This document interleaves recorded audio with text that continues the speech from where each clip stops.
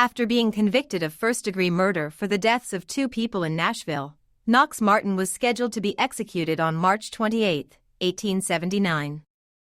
On the day of the execution, Sheriff John L. Price accompanied Knox Martin in a wagon that traversed downtown Nashville. Their journey took them past Browns Creek, where a crowd of 10,000 people eagerly awaited the morbid spectacle.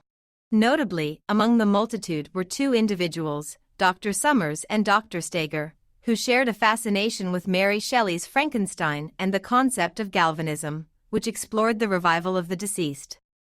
Earlier in the week, the doctors struck a deal with Knox Martin within the confines of his cell. Faced with an impending execution, the condemned murderer granted the doctors permission to utilize electricity to attempt resuscitation following his execution. When the signal was given, Sheriff Price severed the rope, causing the trapdoor on the scaffold to fall. In a matter of minutes, Knox met his demise, his life abruptly extinguished. However, the doctors, vested in their prisoner's well-being, rushed to examine his vital signs. Sheriff Price, determined to ensure the veracity of Knox Martin's demise, adamantly refused to allow the removal of his body until a full 15 minutes had elapsed. After conferring with the doctors, who confirmed the prisoner's death, Sheriff Price finally acquiesced, permitting the medical professionals to take custody of the corpse. With the sheriff's consent granted, the doctors delicately tended to Knox's broken neck and placed him in a sizable wooden coffin. The coffin was then transported uphill to a small cabin, where the practitioners embarked on their unholy experiment. In their efforts to revive Knox, the doctors skillfully massaged his muscles, hoping to stimulate blood circulation throughout the body. They then connected a battery to his heart and temples. As the electric current surged through Knox's lifeless form, astonishment filled the room. To their amazement, the cadaver exhibited a faint pulse.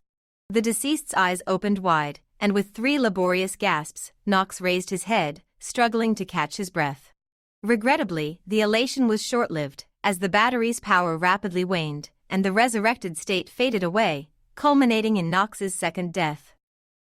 Retaining a glimmer of hope for Knox's revival, the doctors relocated his remains to the literary building on College Hill. There, they made a subsequent attempt to breathe life back into the departed criminal. Curiously, no media representatives were permitted access to the building during this critical endeavor, and the doctors involved remained tight-lipped about the outcome.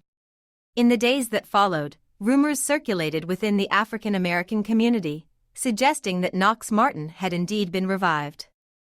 Whispers spread that the doctors had somehow resurrected Knox, and he was now a fugitive on his way to Kansas.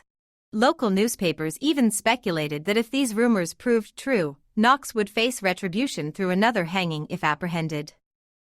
Further confounding matters, the Tennessean published a letter from a farmer in Madison County, Alabama, claiming to have encountered a tall black man named Knox Martin. According to the letter, this peculiar individual professed to have been hanged and subsequently revived by doctors. After his resuscitation, he fled Nashville, intending to reach Jackson County, Alabama, his family's hometown.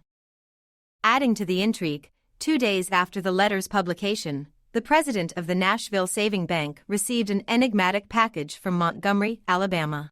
Enclosed within were a photograph of Knox Martin and a piece of rope believed to have been employed in his hanging. Following these events, the trail of Knox Martin grew cold. Some assert that the doctors abandoned their second endeavor, burying him in an unmarked pauper's grave in the nearby Mount Olivet Cemetery. Others claim that he successfully reached Kansas or Alabama, living out the remainder of his days as an elderly man. Please like the video and be sure to subscribe to our YouTube channel for daily ghost stories. You can find our Southern Ghost Stories books over at Amazon as well as Barnes & Noble.